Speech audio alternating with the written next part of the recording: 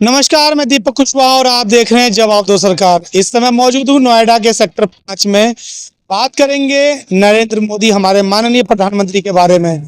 चुनाव जीतने के बाद कई प्रकार की मुसीबतों का सामना करना पड़ रहा है। विपक्ष का कहना है कि ये सरकार 6 महीने से ज्यादा नहीं चल पाएगी। तमाम मुद्दों पर बात करने के लिए हमारे साथ मौजूद हैं डॉक्टर फूलचंद जी। आइए इनसे बात करते हैं। डॉक्टर साहब, स्वागत करता हूं जी, आपका हृदय से दर्शक श्रोता को सभी को हमारा नमन है। देखिए, मैं सत्य के साथ आपको बात बता रहा हूँ। एक नहीं, तमाम चुनौतियों को माननीय प्रधानमंत्री जी को सामना करना पड़ेगा। क्यों? जैसे सदन चालू होगा, विपक्ष वाले कहेंगे अगर पौरुष महत्ती शाम के अधीन हो जाए तो रण में इन भुजाओं को तौलेगा कौन। चरण चुंबन की भाषा अगर हम ही बोलने लगे तो आपकी भाषा बोले कौन। जब विपक्ष वाले कहेंगे मोदी जी 30 लाख नौकरियों का झांसा जो है आप देते रहे 2 करोड़ के, 30 लाख जो खाली पड़े हैं उनको भर्ती कर दो। अग्निवीर जैसी योजना के लिए राजनाथ सिंह जी ने कहा था कि समीक्षा की जाएगी, उसको समाप्त करोगे। ऐसे मोड़ पे फंसेंगे।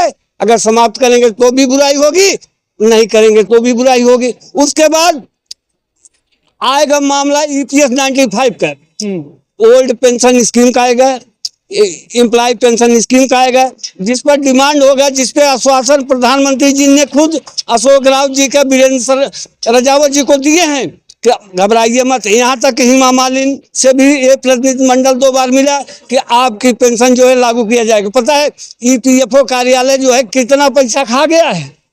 जो लोग 10 साल 15 साल 20 साल नौकरी किए कि रिटायर होने के बाद में पैसा मिलेगा, मिलेगा, सब EPFO कार्यालय ने आज जमा कर रखा है। किसी को पेंशन नहीं है।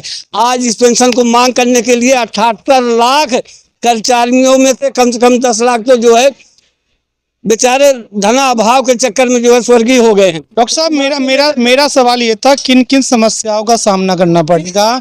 बात करें नीतीश कुमार की, तो नीतीश कुमार किस्मत कुमार के नाम से उनको आजकल जाना जा रहा है।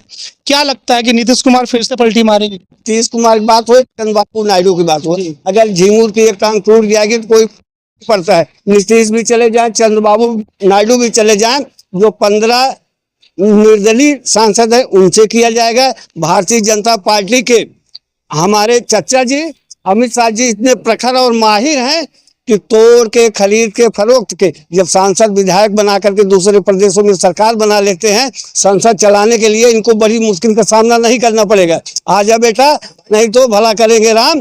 अच्छे नीतीश कुमार जो है अपना चाहेंगे, CBI उनके पीछे लग जाएगी। नीतीश कुमार बदनसीब है, पहला आदमी जो है ना बिहार का प्रधानमंत्री बन जाता है। इंडिया गठबंधन न्यूज ने रखा था नीतीश चचा ने, और उसके बाद अगर रहे होते तो आज इंडिया गठबंधन वाले इनको प्रधानमंत्री बना देते। अच्छा, इंडिया गठबंधन में अगर ये पलटी मार जाते हैं प्रधानमंत्री बनने के तब मतगणना चल रही थी, तभी लोगों ने कहना शुरू कर दिया इंडिया गठबंधन वाले के आ जाओ, आपको हम उप प्रधानमंत्री बना देते हैं। ये भी नहीं, कांग्रेस तो हर शर्त में तैयार हो जाएगी नीतीश को जो है प्रधानमंत्री बनाने की। प्रधानमंत्री चर्चा बने हैं, उनके सामने जो समस्याएं इनके सामने आएगी। आप ये बताइए, इतिहास गवाह है, 15 लाख का जुमला मोदी जी ने कहा था, लेकिन कोई मांगने के लिए नहीं गया। लेकिन 1 लाख खटाखट के मामले पे औरतें जो है जगह जगह निकल करके पहुंच गई कि आप हमारे 1 लाख रुपए दो, चाहे वो दिल्ली का मामला हो चाहे लखनऊ का मामला हो। इस बात को तो आप मान चलिए ना। समस्याएं इंडिया गठबंधन के भी सामने होगी, NDA के सामने भी होगी। मोदी जी के सामने सबसे ज्यादा समस्याएं जो होगी सरकार चलाने में कि जो पुराने वादे थे, 2 करोड़ की नौकरियां हैं, उसके बाद 69,000 शिक्षकों की भर्ती है, जगह जगह महंगाई बेरोजगारी का जो आलम है। आप बताइए 16 लाख करोड़ जो है माफ कर दिए गए, लेकिन किसानों के कर्ज माफी कब होगा? MSP का मामला कब लाया जाएगा? बेरोजगारी कब हल की जाएगी? लोगों को नौकरी भी चाहिए ना। नौकरी के नाम पर मोदी जी अयोध्या जैसे रामनगरी को हार गए।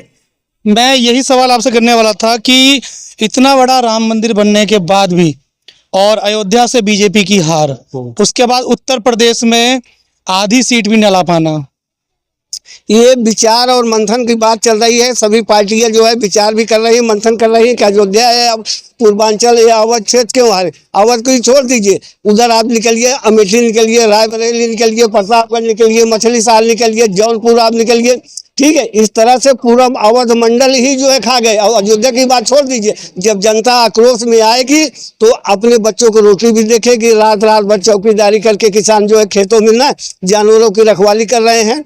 बिजली पानी की व्यवस्था नहीं हो पा रही है, बच्चों की पढ़ाई नहीं हो पा रही है, बच्चों को जो सिटी हर महीने आएंगे। हाँ, तो बच्चों के जो है ना जो परीक्षाएं लीक हो गई हैं, 10-10 पेपर लीक हो गए, उस पर सरकार विचार करे। अब तो जनता को इंतजार है कि खटाखट राहुल जी की सरकार बने, इंडिया गठबंधन के सबके खाते में खटाखट। नहीं पाए वो तो गठबंधन में आई है। चलिए यहाँ एक भाई साहब और हैं, इनकी बातें सुनते हैं, क्या कहना चाहते हैं जी। अब आप कांग्रेस की बात कर रहे हैं, किसी का अगर महागठबंधन इनका इंडिया सरकार नहीं होती तो 100 की सीटें आई है कांग्रेस की, 99 सीटें अपने दम पे तो बीजेपी 240 लेके आई है। वो तो 100 भी पार कर जाती है तो वही बहुत बड़ी बात है। अब खटाखट ऐसा कर दिया, खटाखट आ रहे 85 तुम हर महीने तुम 8500 रुपए, ये तो कौन जाएगा कमाने। नौकरी करोगे जब भी तुम्हें 8500 मिलेंगे और बैठे बैठे तुम्हें 8500 मिल रहे। ये जन गुमराह करने की होती है।